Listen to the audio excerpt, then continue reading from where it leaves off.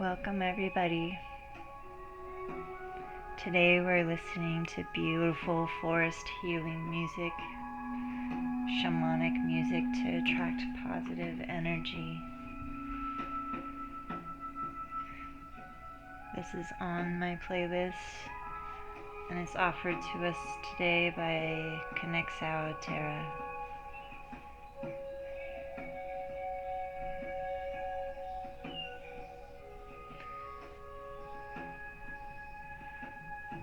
So, hooray, beautiful. We have the Divine Feminine Oracle here. And we have the Divine Masculine Gods and Titans Oracle over here.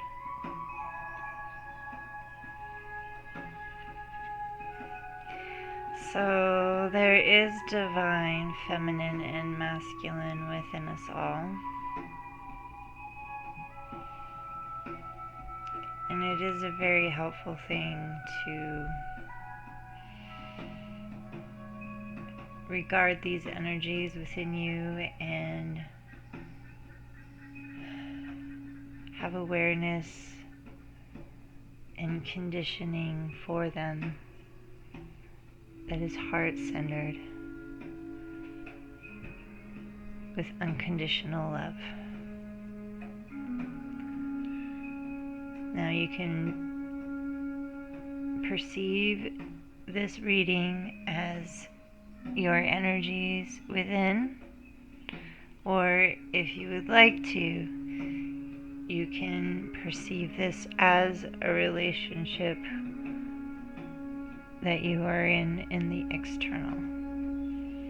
However, I will say I am not a twin flame guide. I don't touch twin flame. That's not what I do. I am more of an internal workings person.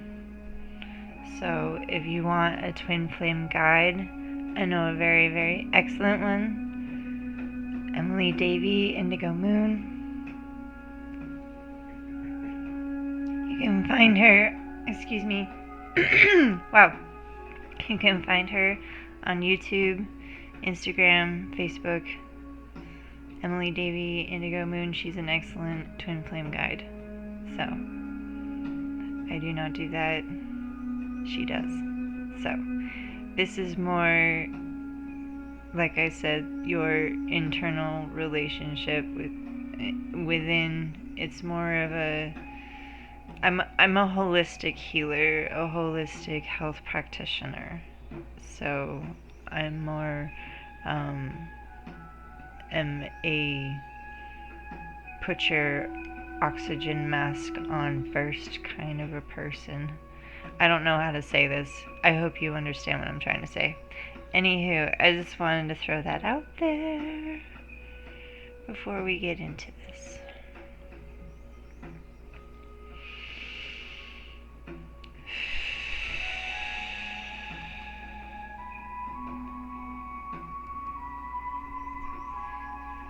So we'll start with the Divine Feminine Oracle by Megan Watterson.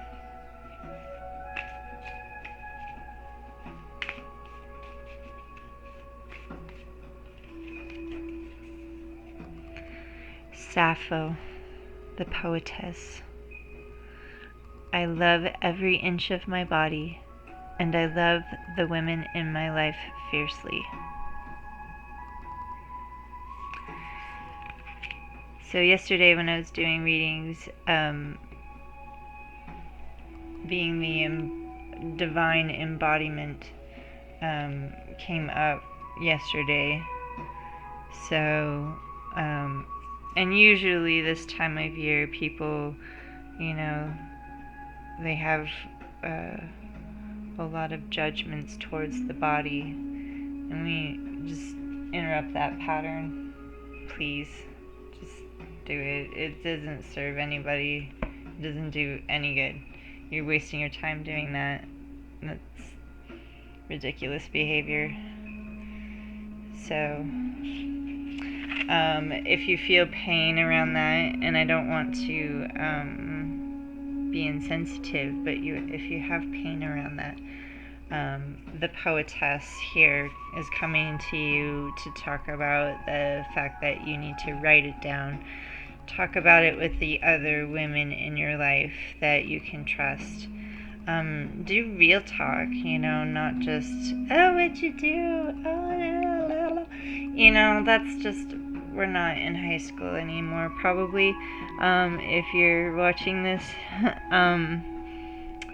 yeah, it's time to have real talk and sharing things through poetry, through song. She has a harp in her hand. Through ritual, the full moon here, sacred circles and what have you. And sacred circles come in all form, including, Bible study groups and knitting clubs and gaming clubs and all of those things. It's where you feel home and most comfortable. So,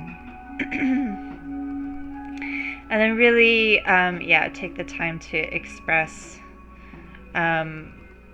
maybe your insecurities first, but then you need to flip that into what is actually happening, and reflecting with the women in your life. They will help you to see the real you, not the you that's been traumatized, not the you that you've judged, not the you that you've hurt. And so this goes for men as well. You can reflect. There should be some trusted women in your life that you can reflect on, and if you're feeling that way, they can help give you a more realistic view, because we tend to skew things when it comes to how we regard ourselves. So that's lovely. Alright, now what have we got with divine masculine here? Gods and Titans.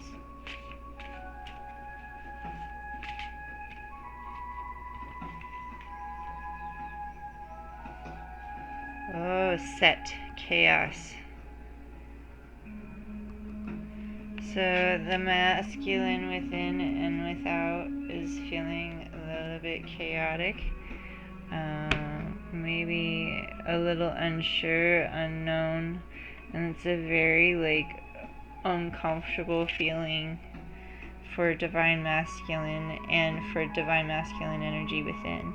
I know that it's uncomfortable for me to not have a plan when it comes to especially financial matters and things like that. It's really hard, and it's a very insecure and chaotic feeling, and it can kind of bring out this beast within a little bit, make the masculine a little bit more bitey, a little bit more challenging, a little bit more vulnerable. But if the divine masculine can surrender into that vulnerability and really talk about, again, talk about what is going on within the chaos, what's the chaos really truly about. When we surrender to that, that's when energy shifts around you can happen, and then surprise opportunities somehow magically find their way into your life. It's a very interesting thing, and you really need to surrender. It's surrender to the chaos, let it all burn up everything that is not you. And maybe get a little beastie, but don't be a bastard, okay? You can be beastie, but don't be a bastard, and you know what I mean. You know what I mean by that, and call upon this wild man a little bit here. Alright. And in general, right now, we just went through all kinds of planetary and astrological, energetic things. So be a little bit gentle with yourself. Understand that that was some dark shit, potentially. And really, write about it. Write about what happened. Write about your experience. Write about the things that came up. Or express it somehow through art, through dance, through talk with friends. Just somehow get it out. Just get it out. Take a class, join a group. Secure yourself within your soul tribe. Even though in reality there is no security, truly you should be you should learn to become comfortable with the uncomfortable and the unknown, because that's when really surprising and quite beautiful and magical things can occur. If you don't fight it or try to control the situation. And it's a weird thing to do, and a lot of people are going to resist that. They just, what do you mean? Unless it's tangible, unless it's in front of me, unless I can grab a hold of it, it's not a thing. For those of you who know it's a thing, you know it's a thing. For those of you who don't know, all I can say is I don't know, I hope for you, I guess. So let's read a little bit from this book right here. This is a new deck that I just got yesterday, so I'm still becoming familiar with these right here.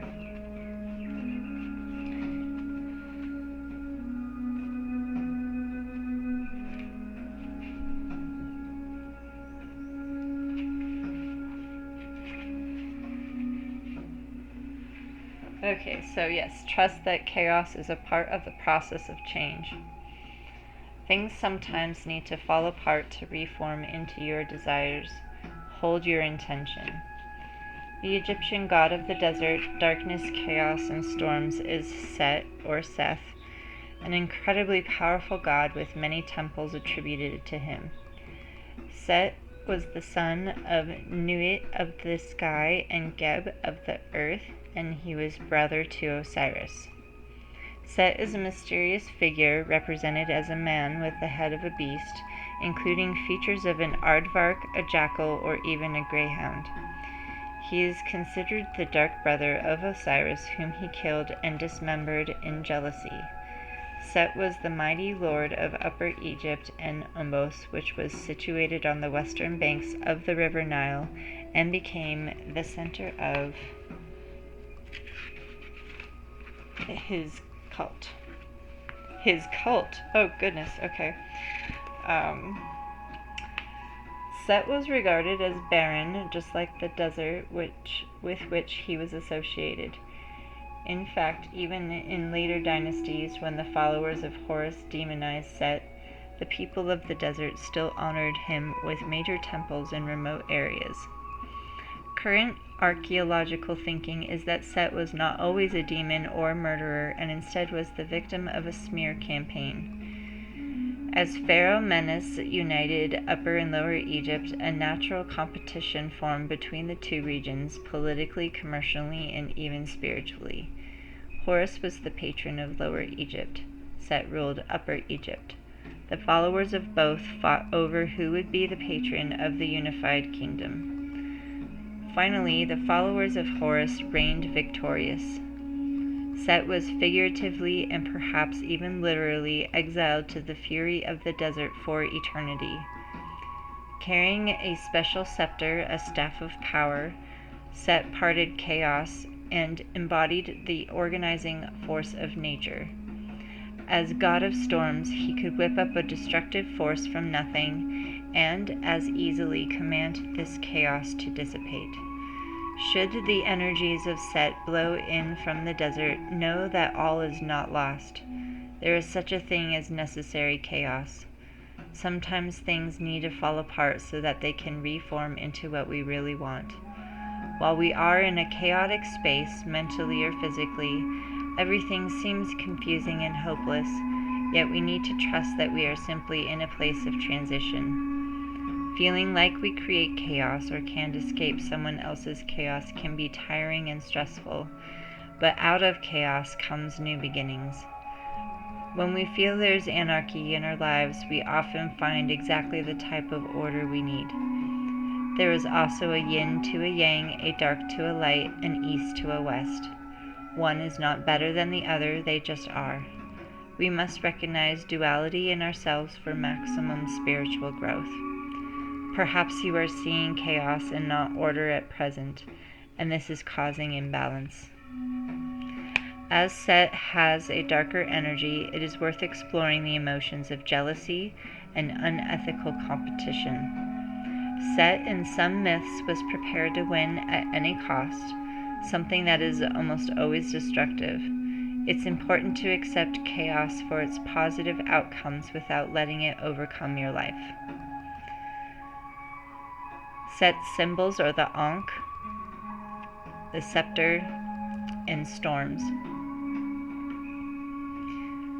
So, if you would like, this is a powerful invocation for asking Set to remove you from a chaotic situation or to make change easier. Set is the god of storms, so feel free to conduct this rite during a storm. Other auspicious times are during dark moon or on a waning moon cycle. Burn some frankincense or benzoin resin. Have a small bowl of sand or soil close by, or stand outside if it is not during a storm where you can access earth. Center yourself, take a breath, and say, "Mighty Lord Set, I call upon your power. You who are strength by my side, you who embody the fighting spirit, you who are the necessary shadow to balance the light. Royal Majesty Set, I know I am within necessary chaos and I have asked for change. I walk through the desert."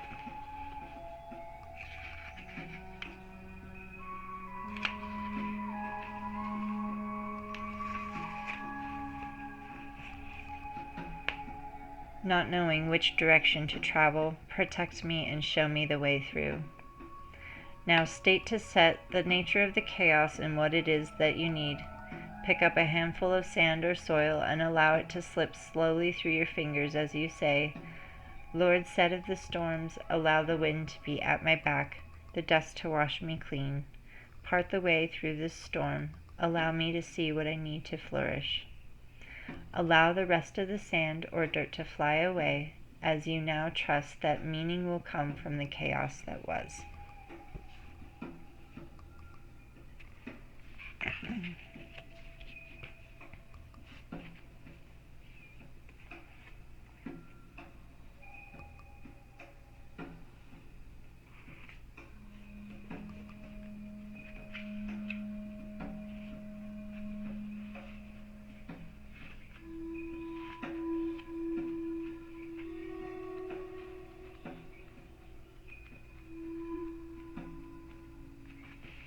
Okay, now to read about Sappho, the poetess.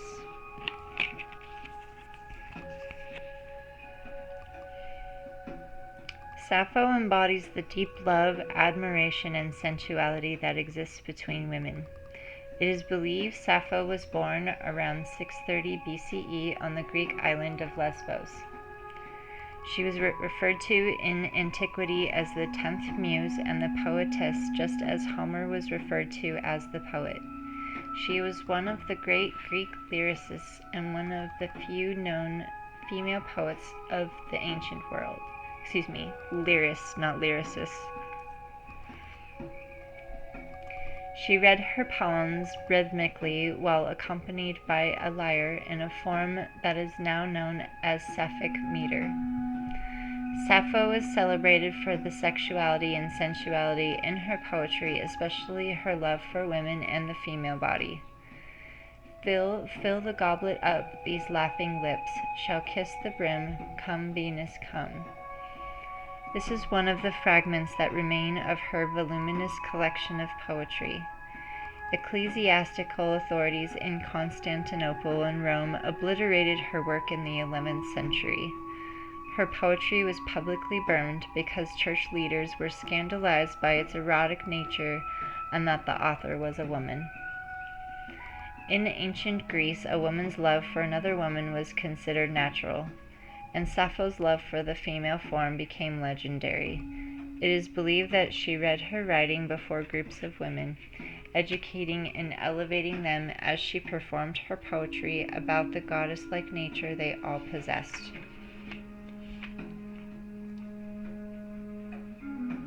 So when this card is selected, instead of exhausting ourselves with the unholy effort of comparing our own bodies to others, or of competing for resources that are actually unlimited, Sappho urges us to do the most revolutionary thing we could ever do: love ourselves and our sisters fiercely.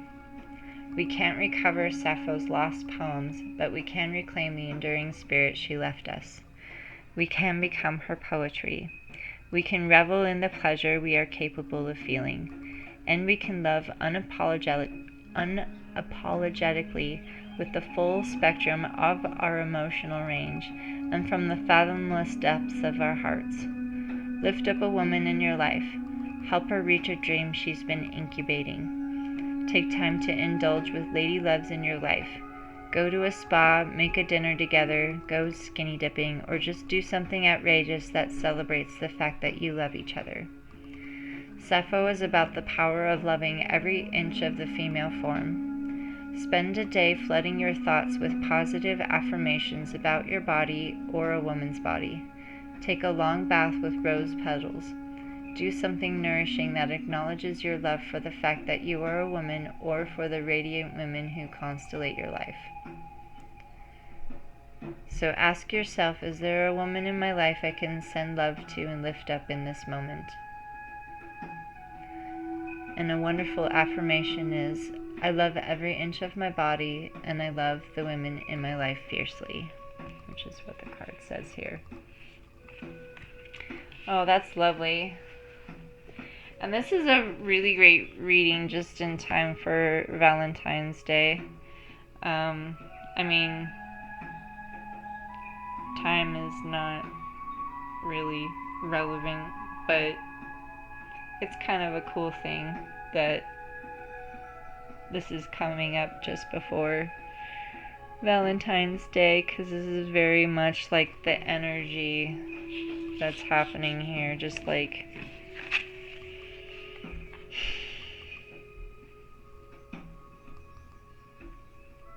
you know, the masculine has been left in this desert and has been wrongly accused and regarded, and the woman needs this deeper and more desperate love, and there's just this like kind of love rage that's kind of happening, and not like an angry rage, but like just a lot of passion. Be careful, because it could turn to angry if we don't balance our egos. If we surrender too much to jealousy, into things that we perceive, because we're beating ourselves up and viewing ourselves as a monster that cannot be loved. So you can flip it very easily. You know, seek this very intense divine feminine love energy that's happening right here.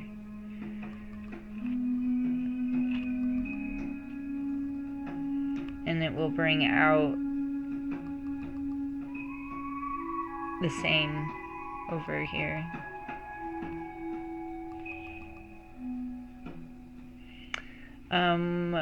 A lot of root chakra energy and sacral chakra energy, wearing red and orange, meditating on those colors, doing chakra meditations,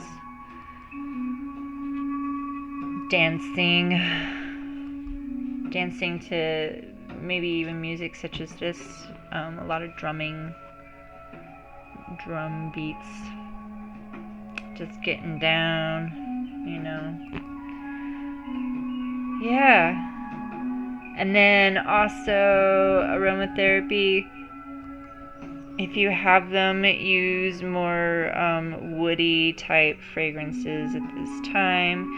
If you are a lady, or if you are more inclined to, you can add like a flower scent to a wood scent. They're very nice and they balance each other out.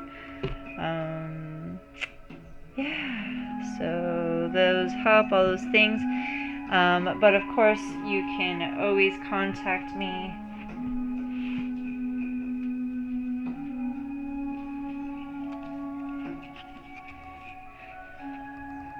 In addition to tarot and oracle divination, I am a certified holistic aromatherapist, a NAHA certified holistic aromatherapist. And then I also do wellness coaching, focusing on nutrition and supplementing and physical movement. And I'm a dance instructor, and I do a lot of work with music and with musicians. So thank you so much for being here. Thank you for being you. I love you. Hang in there. It's really getting there, okay? Alright. Surrender to the higher timeline. You can do it. And if you feel like you can't, send me a message. I can help guide you through it. Okay? You have the power. Alright. And I appreciate you watching this video. Give it a like, hit subscribe, hit the notifications button. I also just added my very first guided meditation. It's a little rough, but it's moving in a direction that I want to move in. So, yay for movement! My last reading was all about movement and just getting out of your comfort zone. I've been doing a lot of that for sure. So, I hope you have been doing the same and not getting too lost within that. Again, if you are, please, pretty please, contact me. I'm very affordable, just $1 a minute.